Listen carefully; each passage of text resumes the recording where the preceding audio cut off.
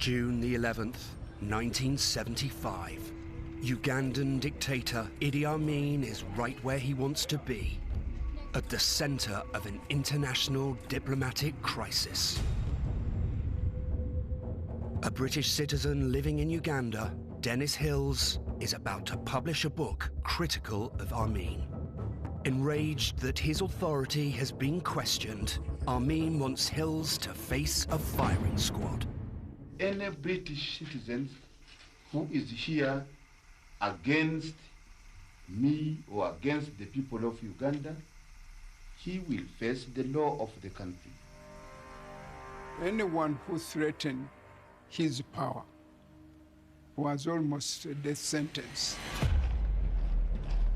The British know this is no idle threat. Idi Amin has been in the business of capital punishment for years. The scale of violence was immense. In the 8 years that he was in power, almost 300,000 people were massacred.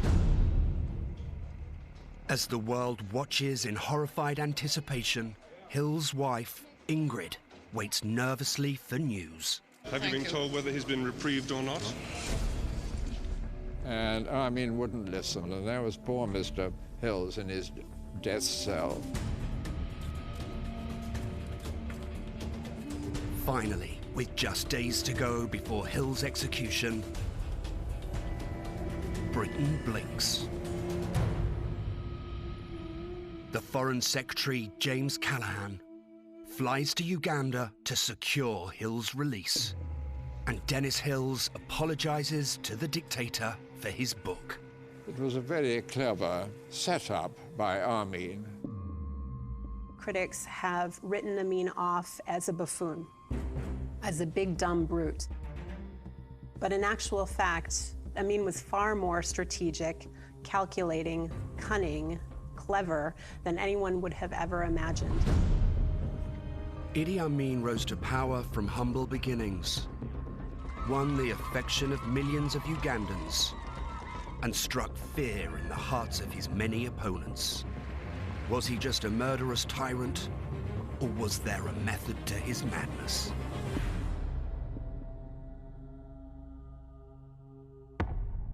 Dictatorships have had an incredible impact in the past century. These dictators ended up learning from one another. They're all different, but many use the same tactics. The use of terror, propaganda, control the elite, create an enemy, cult of personality, use violence. These are tools that dictators use to stay in power.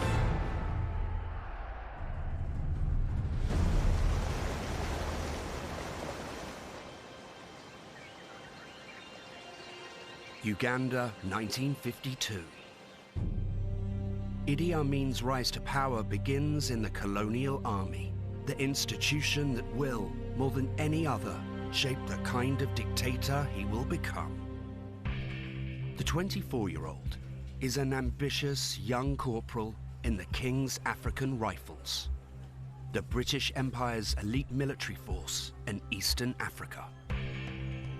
Individuals like Amin were recruited into the King's African Rifles to help the British maintain order. They were essentially the muscle behind the colonial establishment. Once a land of free tribal peoples and proud ancient kingdoms, Uganda has been a British protectorate since 1894. The British maintain full control of the country, occupy its best lands with white settlers, and exploit its vast natural resources. Under colonial rule, Africans like Idi Amin are condemned to a life with almost no political or economic power. The colonial powers thought that Africans were inferior to all white people. They were seen as being particularly primitive, unable to look after themselves or rule themselves. Amin very much grew up within that system. Amin is from a small tribal group called the Kakwa, part of Uganda's Muslim minority. And as an African, Amin can strive to become a sergeant major, but he can never be commissioned as an officer. In spite of these disadvantages, he is determined to exceed expectations, break barriers, and rise through the ranks as far as he can.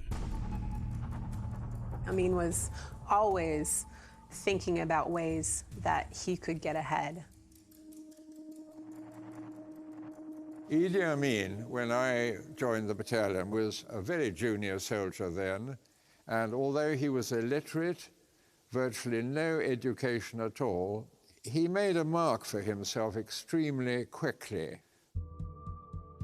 Amin was strong, athletic, he had good skills on the rifle range. He was known to be ruthless, which good soldiers are. You've got to be.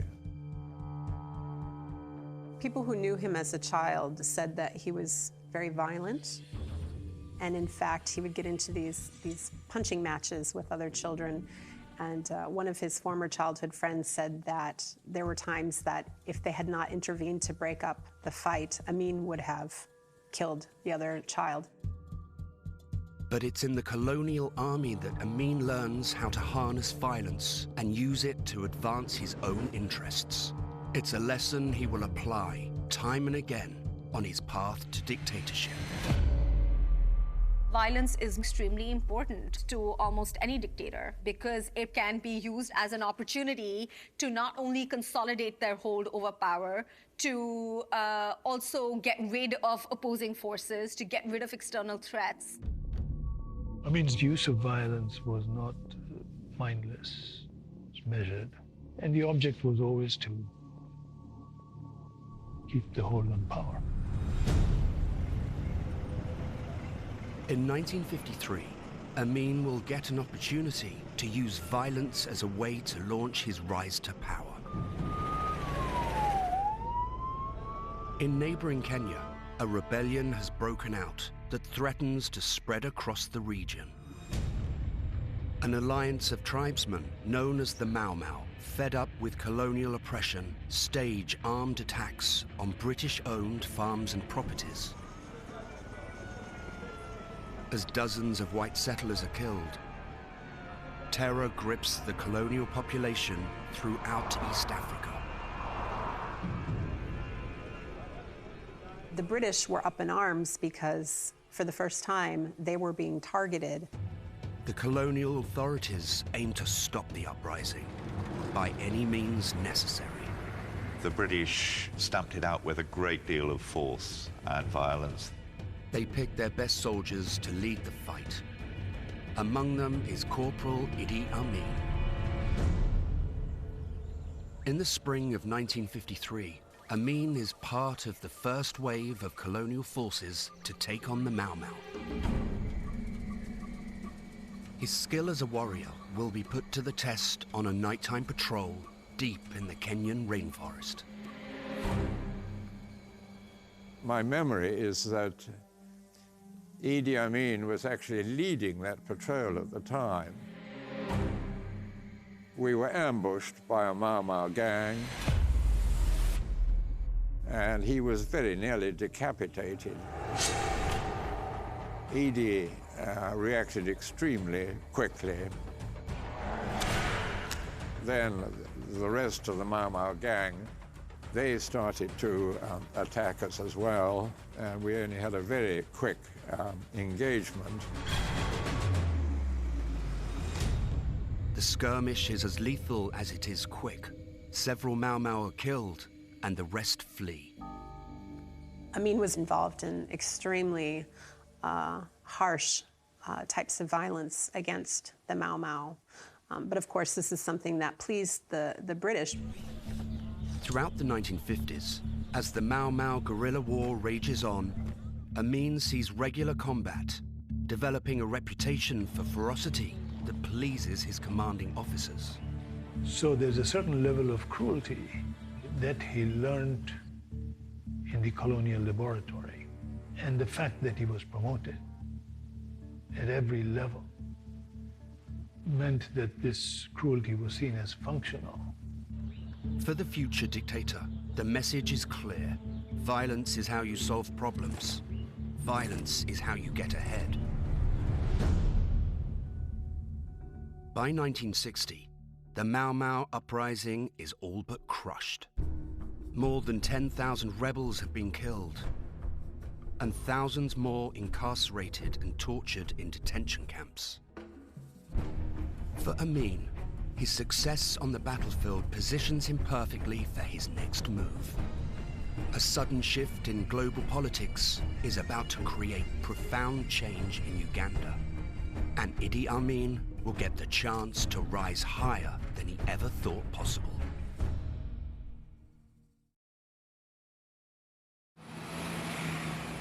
By the end of the 1950s, Idi Amin has leveraged his fearsome combat skills to rise to the highest rank possible for an African enlisted man. But further promotion is impossible. The Colonial Officer Corps is whites only. But in 1960, Amin's prospects change overnight.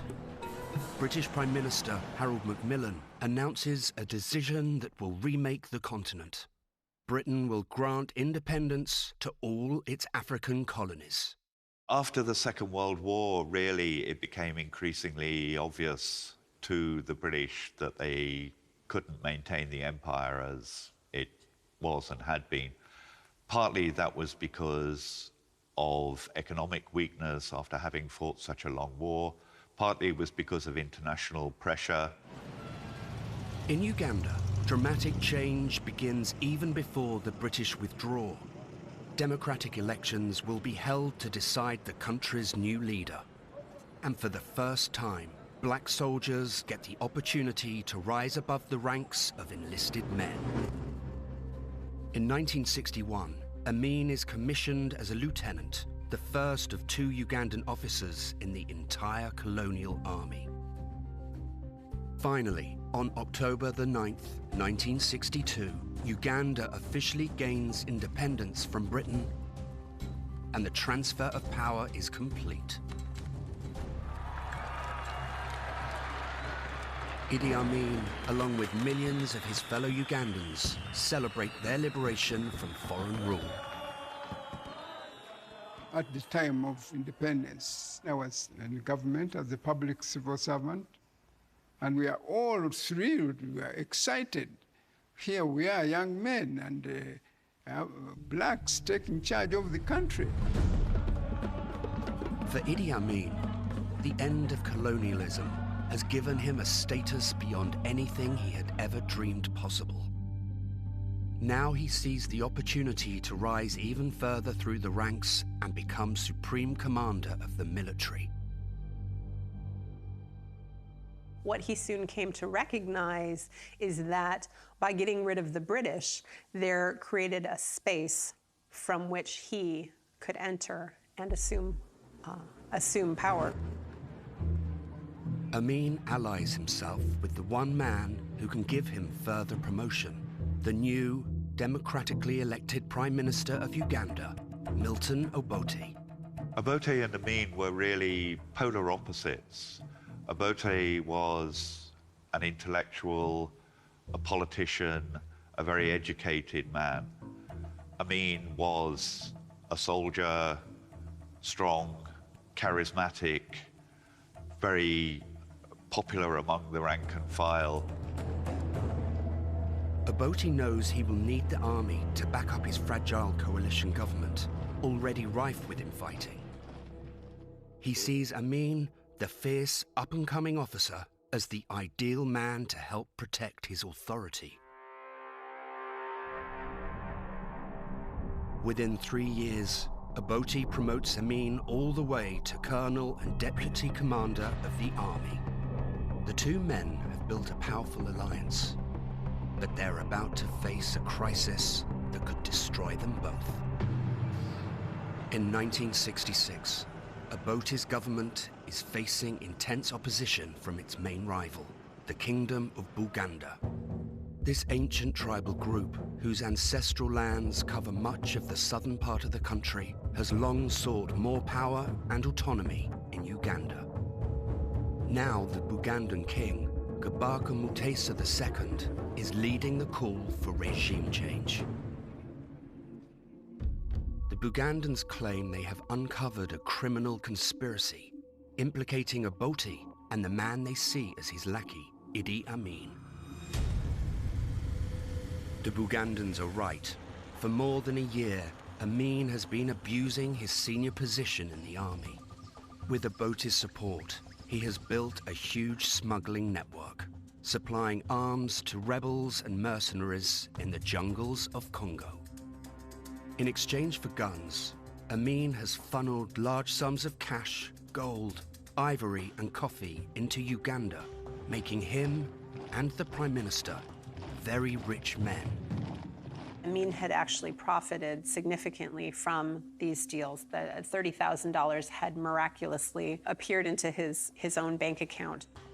For the Ugandans, the illegal arms deal is proof that Obote and Amin must go. The Ugandan king prepares to mount an armed rebellion against the government. Amin is at risk of losing everything he's worked so hard to achieve. His status, his wealth, his power. Obote and Amin know they must act fast to crush this threat. Amin orders his forces to surround the Ugandan palace in the capital city, Kampala. The next day, they attack and set the palace ablaze. Scores of rebels are killed and the Ugandan king flees the country.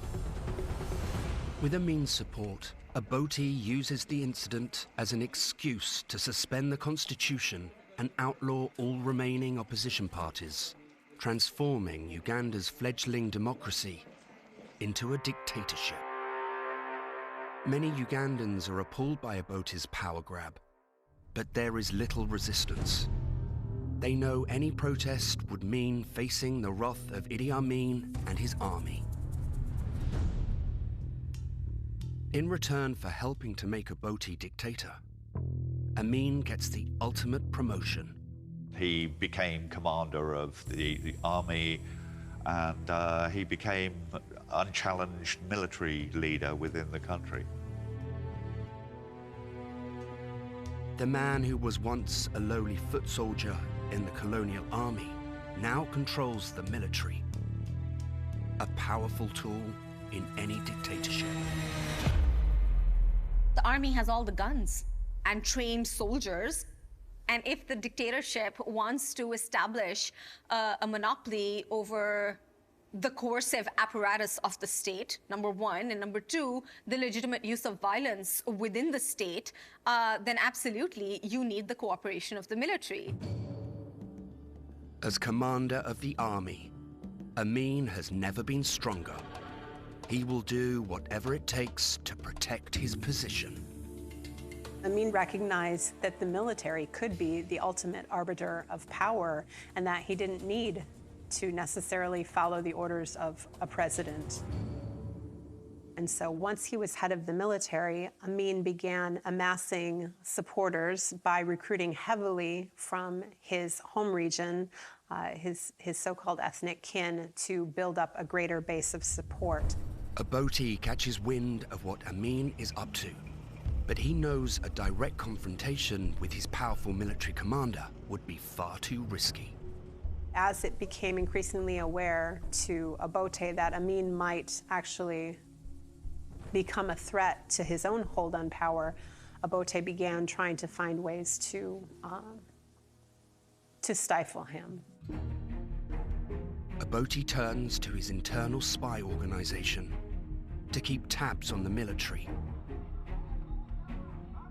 stacking the army officer corps with loyalists who covertly keep an eye on Amin.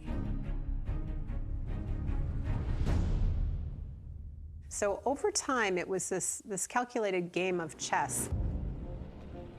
By 1971, Obote believes he has enough support in the army to move against his disloyal commander. Obote plans to strip Idi Amin of his rank, his power, and even his freedom.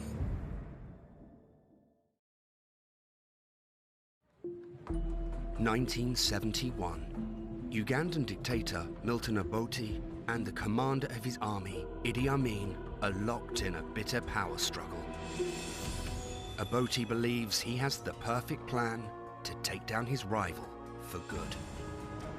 On January the 5th, the president leaves Uganda to attend the Commonwealth Conference in Singapore. While he is abroad, he gives orders for the immediate arrest of Idi Amin. Obote sent a message back to Uganda, to the military, saying that Amin should be arrested for subversion. But Obote has badly underestimated the army's loyalty to its commanding officer. Amin has spent years building up a force whose rank and file troops are more loyal to him than the government.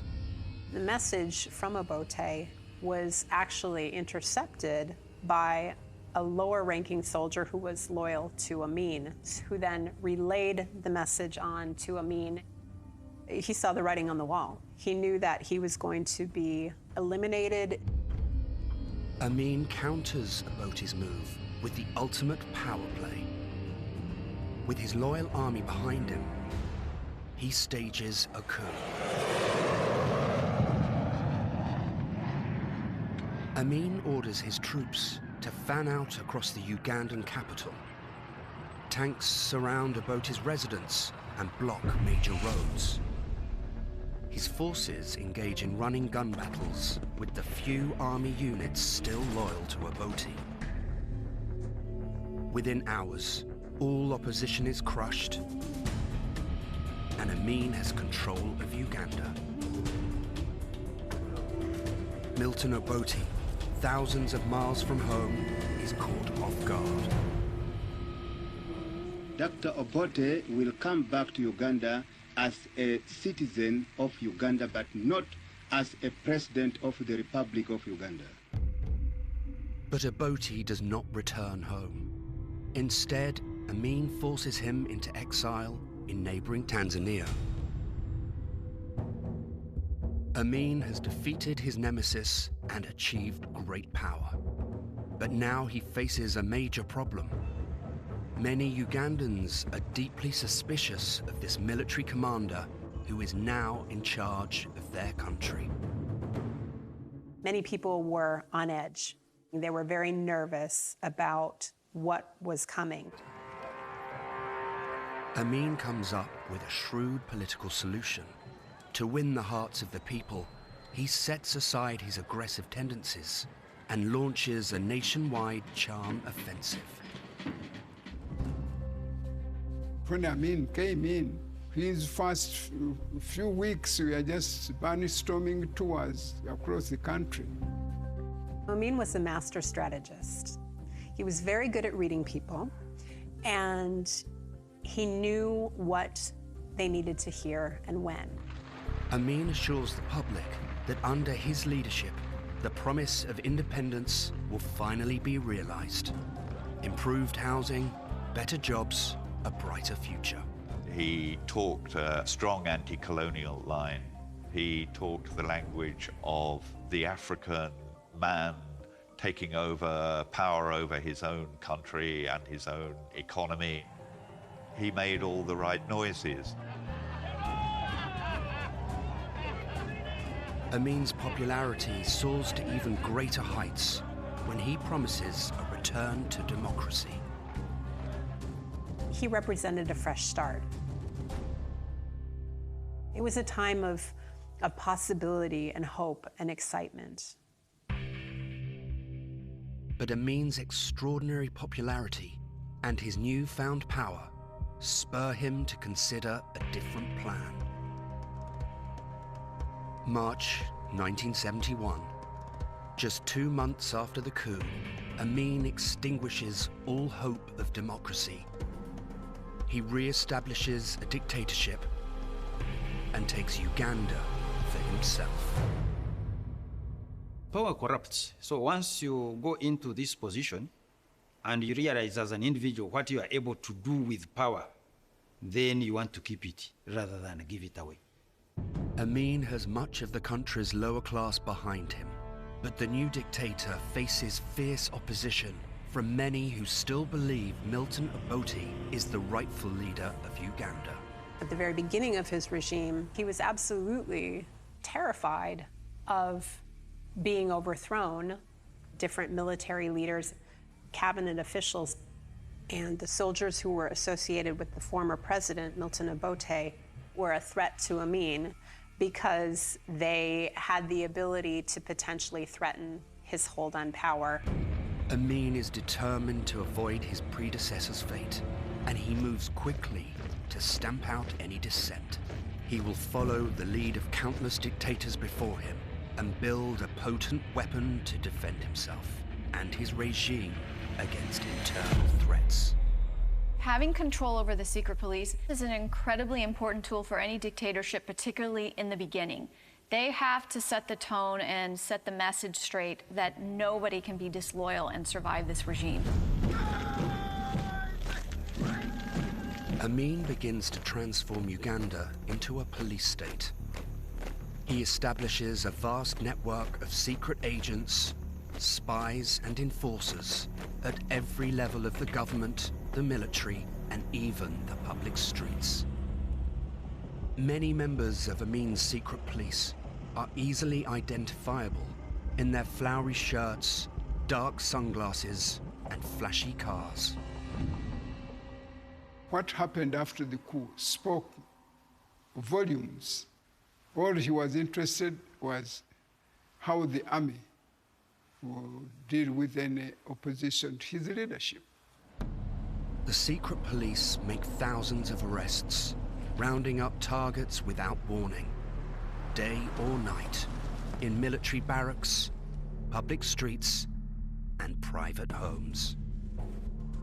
If he suspected you to be in conversation with his opponents, you know, he would not just delay, he would just remove you instantly.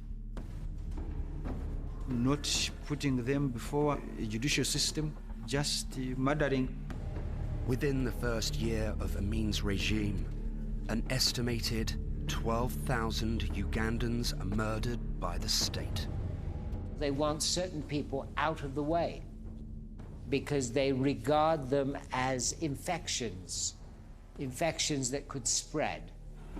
And they want to use them as examples of what could happen to you if you step out of line.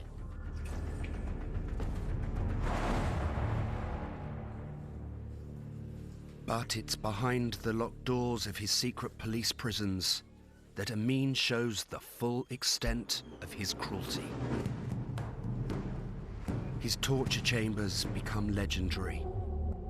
Among other atrocities, prisoners are immersed in boiling water, forced to beat each other with hammers, and made to eat bags of salt until they nearly die from dehydration. Many dictatorships resort to using torture because it ensures compliance.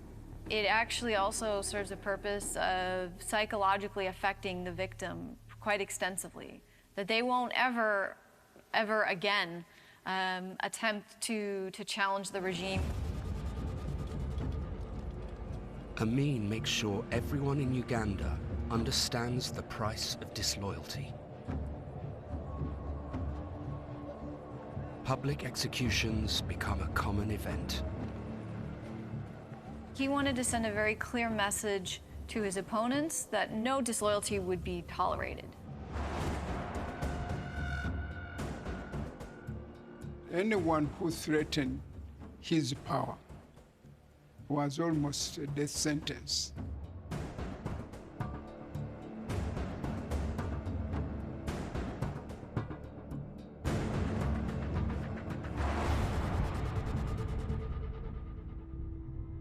Ordinary people in dictatorships want to rebel, want to bring the regime down, but they are facing a gun, a loaded gun, and they will be killed. Many of them will be killed if they rebel. Ugandans from all levels of society come to learn that they are being watched, and that opposing Amin means risking your life. Everybody in Uganda members of the armed forces, police, and the public, they are responsible for my security. And immediately they hear anybody making subversive activities or try to plan anything against me, they report that person straight to the police. Throughout his rule, Amin's murders never stop. The killings cut across all sections of the population: the army, farmers, students, clerks, even religious figures. In many cases, Amin orders his victims' corpses to be thrown into the Nile, where they become food for crocodiles. My own house in Jinja, I had a farm on the other side, and I would see dead bodies floating across the river. Many people died during Amin's time. In the 8 years that he was in power, almost 300,000 people were massacred. In fact, that number, according to Amnesty International, is cited to be as high as 500,000 people. Amin's violence will remain the central pillar of his dictatorship, but he knows he cannot rule through fear alone. Dictators are very careful. You know, we talk about indiscriminate acts of violence as a strategy that are used by dictators, but there's a tipping point. Dictators do not want to kill everyone. You don't want to create so much state repression, so much violence, that you actually end up instigating a rebellion from within or a revolution from within. For his next move, Amin will offer the carrot, not the stick. In a dramatic act of crowd-pleasing populism, he will give his people what he believes they want and what he believes will win him their undying loyalty.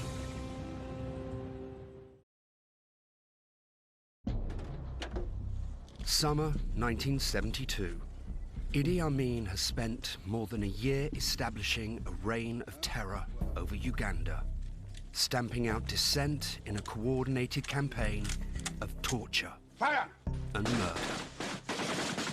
But now, Amin will turn to a more populist strategy, using generosity instead of fear to win the people's enduring support. In the beginning, there's been a lot of fear, repression, purges used, arrests, and of course, fear is a big part of it. But no dictator can survive with just repression alone. They have to cultivate some form of popularity. Amin wants to demonstrate that he can give the people a better, more prosperous life, especially among his base, the millions of lower-class Ugandans who have been stuck in a cycle of poverty since colonial times. People have a need for stability. They need to feel like they're taken care of. And that's something that dictatorships provide. They want to ensure that the masses feel that there's a need for this dictatorship. Amin has a radical idea to give black Ugandans real economic power for the first time. And to make his plan work, he will use a classic dictator's tactic. If you want to bring people together and you want to give people a sense that the dictator must be in power because he is a savior or a guardian of their interests, then creating a common enemy is an extremely effective strategy. Now, in the case of Idi Amin, that common enemy stemmed from Indophobia, which was very common at the time, and it was directed towards the South Asian settlers in Uganda. South Asians were first brought to Uganda by the British in the 19th century to help run the colonial economy. The British believed that the Africans weren't really capable of carrying out these economic positions, running shops and small businesses. In effect, the Asians were running pretty much all the Ugandan economy. By 1972, Asian Ugandans make up just 1% of the population. but they own 90% of the country's businesses. By targeting Asians and removing their grip on the economy, Amin believes he can transfer power and prosperity to black Ugandans. It's a move that will provoke outrage around the world and define the rest of his dictatorship. On August the 5th, 1972, Amin orders the expulsion of Uganda's entire Asian population, some 55,000 people. Would you like to get all Asians out, really, sir? Yes, they must go to their country. It was early August 1972, and we had the radio on, and we heard this thing about that Asian expulsion, and we were oblivious. We said, "Nah, can't be. This must be some kind of joke or something." But Amin proves to be deadly serious. The dictator gives Asian Ugandans, like John Nazareth and his family, just 90 days to arrange their affairs, close their businesses, and make plans to emigrate to a new country. Panic. It was pretty rough. The less serious you took it, I don't know whether it was just a defensive mechanism in the mind to make light of something, because if you didn't laugh, you'd cry. The world press condemns Amin for his drastic move, resorting to caricature and barely veiled racism. The reaction abroad, particularly in the UK, was to really make Amin seem a heartless monster, to make him the notorious dictator that he has become. But for many of his supporters at home and across the African continent, Amin is seen as a bold, pioneering champion of black rights.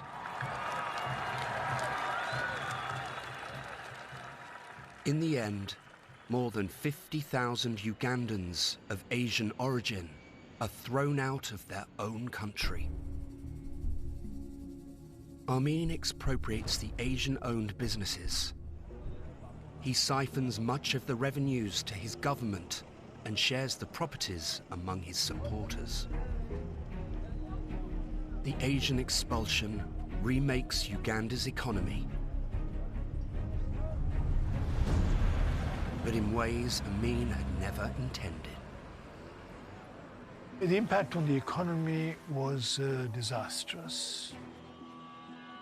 It was a big disaster because the Africans who took over these businesses had no experience at all in the management of these properties.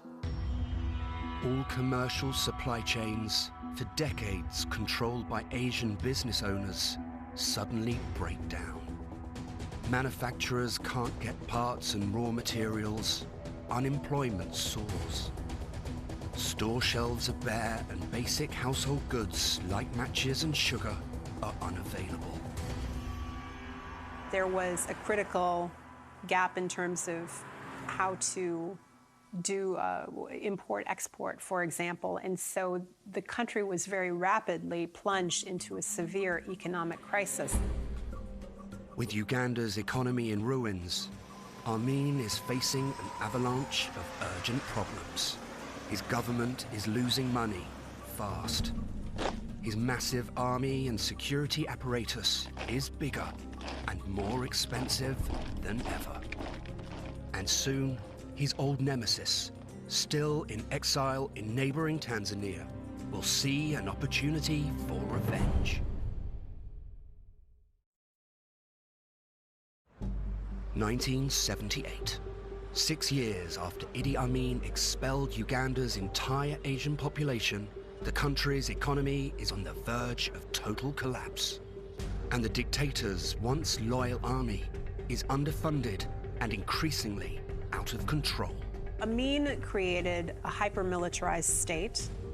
What he did is, over time, he created multiple different organizations that were responsible for various aspects of security in the country. As these groups were able to amass increasing amounts of power, they were not necessarily loyal to him anymore. And so eventually the militarism which had brought him power was what ultimately undid him. In neighboring Tanzania, Milton Obote is watching closely. He rallies thousands of Ugandan rebels to join forces with the Tanzanian army and waits for the right moment to strike. Increasing numbers of exiles were organizing in Tanzania, and they were getting more and more international support. So he was very much under threat. Amid the crisis, Amin sees an opportunity, a way to shore up his crumbling regime and preempt Tanzania's imminent attack. Like many dictators before him, Idi Amin will strike first. War can be beneficial for dictators. It can be powerful for distracting people's attentions from the many failings of most authoritarian regimes. They need to distract people's attention from the problems that they face. They need to change the conversation.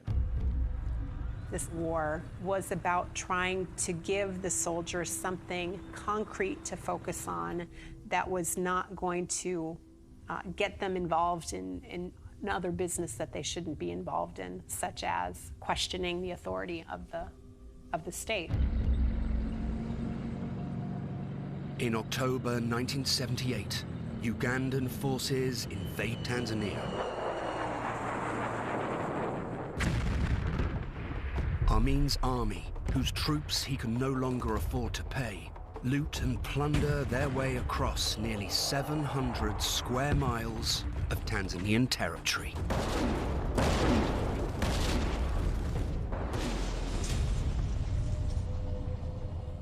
During the invasion, they massacred every living thing that was around. Reports suggest that it was complete and total destruction. Amin's gamble on a war with Tanzania seems to have paid off. He declares a great victory. But he has misjudged the will of his enemy and the strength of his own army. The Tanzanians weren't going to take lightly, and in fact, they came back full force and recaptured their territory, pushing Amin back into Uganda, pushing his troops back.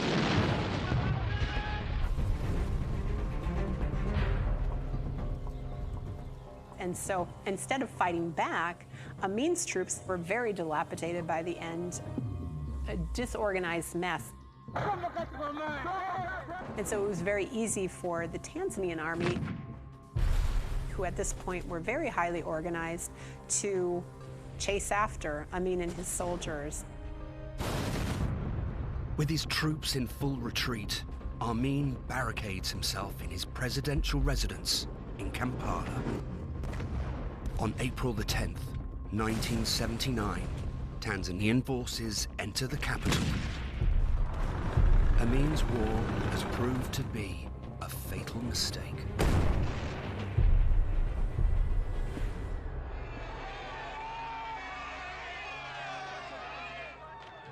This entire episode, which stemmed from Amin realizing that he was losing control of his regime, led him to go on a misadventure and make a mistake. It was a huge misstep for Idi Amin because it led to the end. Through a combination of populist charm and brutal violence, backed up by a vast police state, Idi Amin managed to rule Uganda and confound the whole world for 8 years. Now it's all over. On April the 11th, 1979, with Tanzanian troops and Ugandan rebels closing in on his compound, Amin boards an army helicopter and flees the country. Millions of Ugandans, finally free of Amin's brutal rule, rejoice in the streets. But they must also reckon with what the dictator has left behind: a devastated economy and the slaughter of hundreds of thousands of their fellow citizens. There are people who lost parents as a result of Idi Amin and have never recovered. I lost my brother. I lost my sons. I lost my close relatives. As Milton Obote returns to Uganda to reclaim his old dictatorship, Amin flees to the Middle East. There, he leverages his Muslim heritage to find refuge. Ultimately, he is given a safe and comfortable haven in Saudi Arabia. Once Amin got to Saudi Arabia, he had a very nice lifestyle. The Saudi government put him up in a very beautiful house. He was able to marry at least 2 additional women. And so, by all accounts, it would appear that Amin ended his days without ever having to pay for the violence and devastation that he brought to Uganda. Amin lived a long life and never answered for his crimes, dying peacefully of kidney failure in 2003. But ever since his downfall in 1979, the culture of violence and militarism that he created in Uganda continued. The country has seen periods of relative stability and peace, but Amin's successors have all used his tactics to intimidate and control their population. Every leader since Amin has relied upon military force to maintain power and to stifle dissent, largely because they have learned through Amin that violence is effective, violence works. The violence that was inculcated and supported by Amin's militarism is something that lives on as one of his most enduring legacies.